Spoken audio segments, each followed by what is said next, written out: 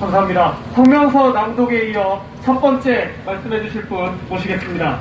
첫 번째 발언은 보수 정통의 정치 외교 평론가, 우리공화당 정책의장 겸 최고위원이신 박태우 최고위원님을 모시겠습니다.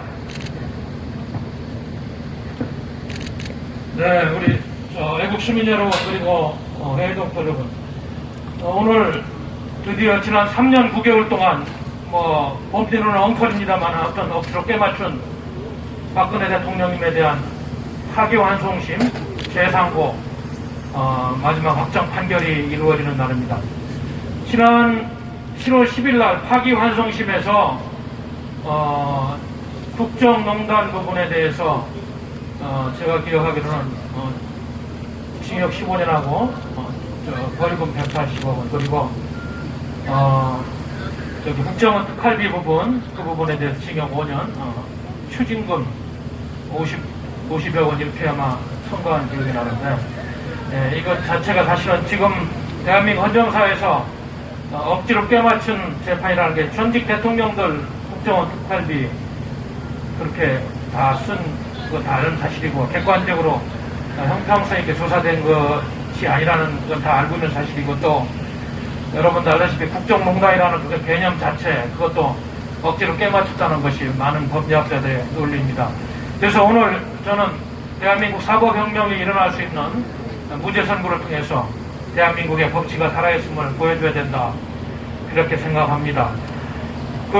어젠가 청와대의 최재정 정무수석이 오늘 재판을 염두에 둔 이야기인지 모르겠습니다만 하루 앞서가지고 또 국민 민심 드물면서 또 필요할 때는 국민 팔아먹는 그런 망언을 하더라고요.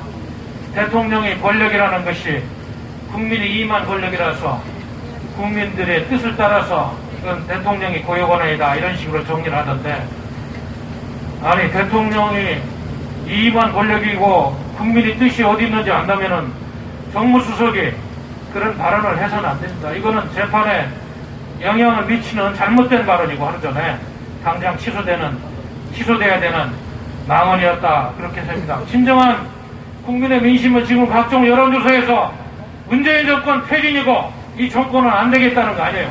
그것이 민심이면 억지로 권력을 빼앗은 권력 단탈은 다시 되돌려 하는 것이 국민의 민심인데, 또 손바닥으로 하늘을 가리는 작은 이상한 논리로 이렇게 국민 편가르기 하면 안 됩니다. 최재성 정무수석의 발언은 지금 이 문재인 주사파 정권에 대해서 죽어도 안 되겠다는 국민이 48%가 나온다는 사실, 그걸 망각하고 있어요.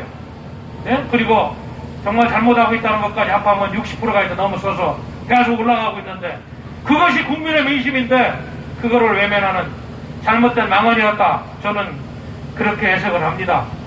그리고 과거에 신한국당에서 경기도지사에서 한 분입니다만은 잘독당에 가서 당대표 다 하고, 얼마 전까지 민생당 대표도 한 분이 모처럼 무슨 트위터에서 다른 이야기는 그만두고, 이분도 이제 이게 대한민국 헌정사에서 민심이 바뀌고 있고 정치적인 족수가 있는 분이라고 생각하는데, 손학규 씨가 그런 이야기를 한 걸 제가 어제 읽었어요.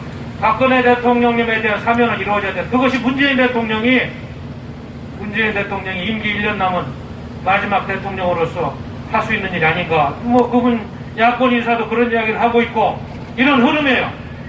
대법원도 정권 초기에 그런 포퓰리즘 혁명에 휘둘렸던 그런 시선을 싹 잊어버리고, 오늘 노태혁 대법관님께서는 현명한 판단을 해 주셔야 됩니다.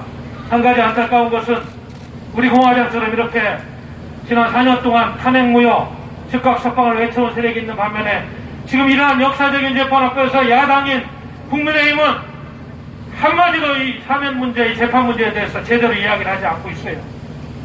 심지어는 어제 서울시장 출마 선언한 나경원 전 의원이 말이죠.